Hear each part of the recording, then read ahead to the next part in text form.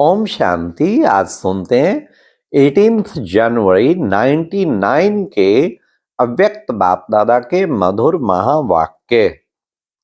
आज की अव्यक्त मुरली में बाबा ने प्रत्यक्षता चाहता है। बाबा जैसे बच्चे कहते हैं ना, हम चाहते हैं बाबा प्रत्यक्ष हो जाए। बाबा ने अपनी प्रत्यक्षता का भी तरीका बताया, वो बच्चों को करना पड़ेगा कि बच्चे जब तुम्हारे से बाबा के लक्षण, बाबा के गुण, बाबा की शक्तियां प्रत्यक्ष होंगी ना, तो बाबा प्रत्यक्ष हो जाएगा। बहुत सुंदर बाबा ने आज कुछ बातें अंडरलाइन भी कराई। तो 4 क्वेश्चन। नंबर 1, वरदान प्राप्त करने का साधन क्या है? नंबर 2, बाप दादा बच्चों से कौन सी प्रत्यक्षता चाहते हैं? नंबर 3, बाप दादा बाप समान बनने के लिए कौन सी बात अंडरलाइन करा रहे हैं? लास्ट, अभी कौन सी तपस्या करनी है? तो सुनते हैं 18 जनवरी 99, 18 जनवरी 99 की मुरली। वर्तमान समय के प्रमाण। क्या करना है? तपस्या वृत्ति को इमर्ज कर साधना का वायुमंडल बनाओ। अच्छा, अब सुनते हैं। आज स्नेह के सागर बाप दादा अपने अति स्नेही बच्चों से मिल रहे हैं। आज का दिन विशेष स्नेह का दिन है।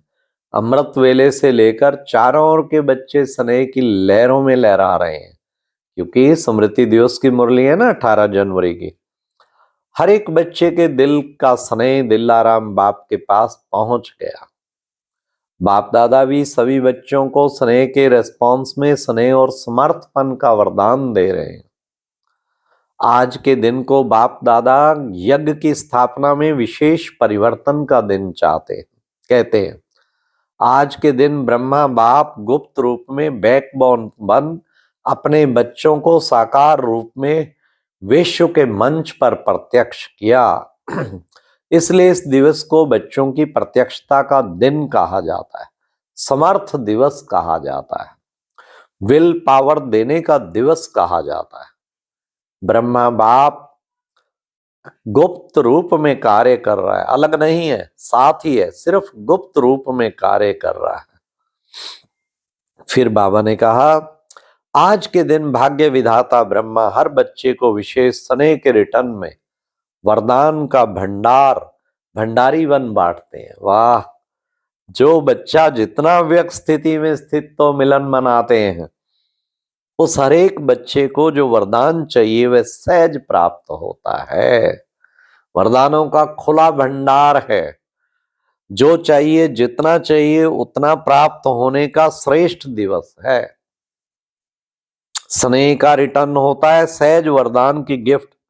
तो गिफ्ट में मेहनत नहीं करनी पड़ती, सहज प्राप्ति होती है। तो वरदान प्राप्त करने का साधन क्या है? ये है क्वेश्चन, ध्यान से सुनना। वरदान प्राप्त करने का साधन है दिल का स्नेह। जहां दिल का स्नेह है, वो स्नेह ऐसा खजाना है जिस खजाने द्वारा बाप दादा द्वारा जो चाहे अविनाशी वरदान प्राप्त कर सकते हो। यह स्नेह का खजाना हर बच्चे के पास है। स्नेह का खजाना है तब तो पहुंचे हो ना। स्नेह खींच कर लाया है, और स्नेह में रहना बहुत सहज है, सहज भी बहुत है। पुरुषार्थ की मेहनत नहीं करनी पड़ती, क्योंकि स्नेह का अनुभव हर आत्मा को होता ही है। सिर्फ अब तो बिखरा हुआ स्नेह था, कुछ कहां था, वह बिखरा हुआ स्नेह एक के साथ जोड़ लिया। स्नेह तो बाबा ने कहा बहुत रहा, लेकिन क्या करना है? स्नेह बहुत अच्छा रहा। बाप कहते हैं स्नेह का स्वरूप साकार में इमर्ज करो। यह है वह है समान बनना। अभी यह समान बनने का लक्ष्य तो सभी के पास है। अभी साकार में लक्षण दिखाई दे। जिस भी बच्चे को देखें, जो भी मिले, संबंध संपर्क में आए, उन्हों को ये लक्षण दिखाई दें कि यह जैसे परमात्मा बाप ब्रह्मा बाप के गुण हैं, वह बच्चों के सूरत और मूरत से दिखाई दें। अनुभव करें कि इनके नैन, इनके बोल, इन्हों की वृत्ति या वाइब्रेशन न्यारे हैं।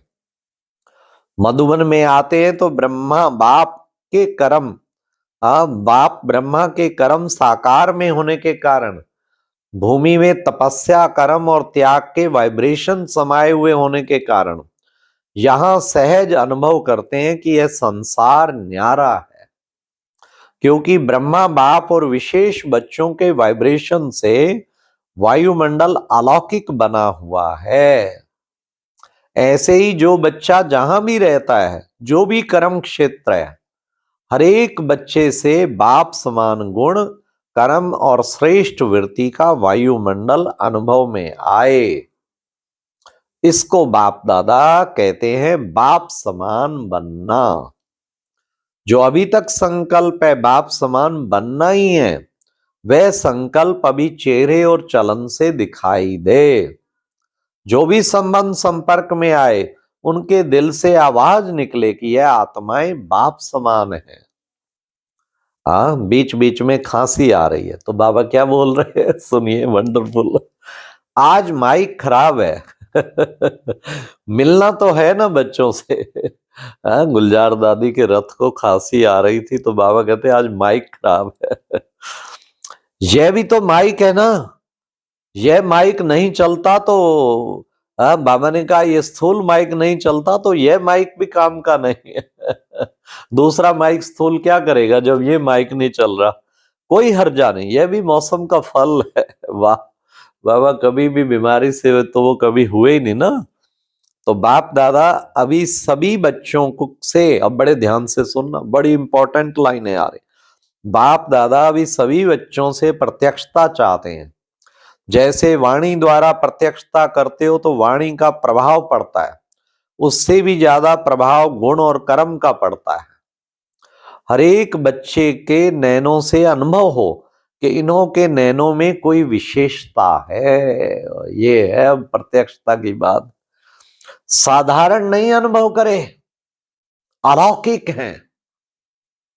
उन्हों के मन में क्वेश्चन उठे कि कैसे बने, कहां से बने, स्वयं ही सोचें और पूछें कि बनाने वाला कौन है। तो ये जैसे आजकल के समय में भी कोई बढ़िया चीज देखते हैं तो दिल में उठता है ना क्या कि यह बनाने वाला कौन है। ऐसे अपने बाप समान बनने की स्थिति द्वारा बाप को प्रत्यक्ष करो, फिर तो प्रत्यक्षता हुई पड़ी है। आजकल मेजॉरिटी आत्माएं सोचती हैं कि क्या इस साकार सृष्टि में, इस वातावरण में रहते ऐसे भी कोई आत्माएं बन सकती हैं क्या। तो आप उन्हों को प्रत्यक्ष में दिखाओ, बन सकता है। और हम बने हैं। आजकल प्रत्यक्ष प्रमाण को ज्यादा मानते, सुनने से भी ज्यादा देखने चाहते हैं। तो चारों ओर कितने बच्चे हैं, हर एक बच्चा बाप समान प्रत्यक्ष प्रमाण बन जाए तो मानने और जानने में मेहनत नहीं लगेगी। फिर आपकी प्रजा बहुत जल्दी जल्दी तैयार हो जाएगी। मेहनत, समय कम और प्रत्यक्ष प्रमाण अनुभव करने से जैसे प्रजा का स्टैंप लगता जाएगा। राजे रानी तो आप बनने वाले हैं ना। तो बाप दादा एक बात का फिर से विशेष अटेंशन खिंचाते हैं, क्या कि वर्तमान वायुमंडल के अनुसार मन में दिल से अभी वैराग्य वृत्ति को इमर्ज करो। तो बाप दादा ने हर बच्चे की चाहे प्रवृत्ति में, चाहे सेवा केंद्र, चाहे कहां भी देख रहते हैं, स्थूल साधन हर एक को दिए। ऐसा कोई बच्चा नहीं है जिसके पास खाना पीना रहना इसके साधन नहीं है। अब ध्यान से सुनिए बाबा क्या कह रहे हैं। लेकिन कहां कहां आवश्यकता से भी ज्यादा साधन है। साधना कम है और साधन का प्रयोग करना व कराना ज्यादा है। सुन लो रिजल्ट। इसलिए बाप दादा आज बाप समान बनने के दिवस पर विशेष अंडरलाइन करा रहे हैं, क्या कि साधनों के प्रयोग का अनुभव बहुत किया, जो किया वह भी बहुत अच्छा किया। अब साधना को बढ़ाना अर्थात बेहद की वैराग्य वृत्ति को लाना, ये है साधना को बढ़ाना। ब्रह्मा बाप को देखा, क्या देखा? लास्ट घड़ी तक बच्चों को साधन बहुत दिए, लेकिन स्वयं साधनों के प्रयोग से दूर रहे। होते हुए दूर रहना उसे कहते हैं वैराग्य।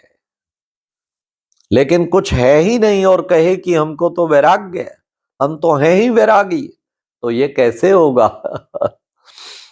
ये तो बात ही अलग है। अब कुछ होते हुए, सब कुछ होते हुए नॉलेज और विश्व कल्याण की भावना से, बाप को स्वयं को प्रत्यक्ष करने की भावना से, अभी साधनों की बजाय बेहद की वैराग्य वृत्ति हो।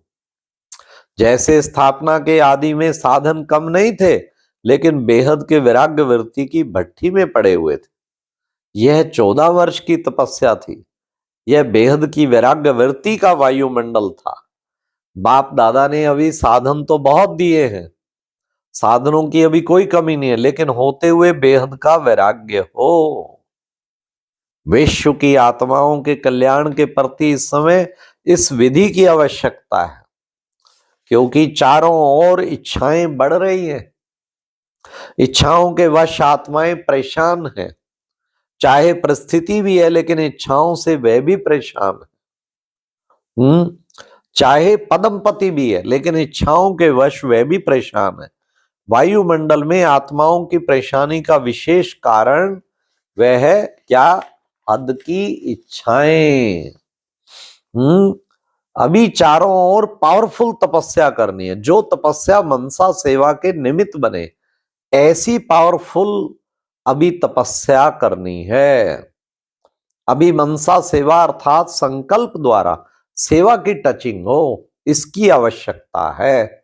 समय समीप आ रहा है, निरंतर स्थितियां और निरंतर वायुमंडल की आवश्यकता है। अच्छा, प्यारे बाप दादा का विशेष मुबारक। अच्छा, चारों तरफ के बच्चों को सन्मुख देखकर बेहद की वैराग्यवृत्ति को धारण करने वाले और दिल का स्नेह अंदर समाये हुए ऐसे बाप दादा के स्नेही बच्चों को, बाप को प्रत्यक्ष करने की लगन में मगन ऐसे बच्चों को बाप दादा का याद प्यार और नमस्ते। अच्छा, ओम शांति। और अब यह एक बहुत अच्छी वीडियो भी जरूर देखें।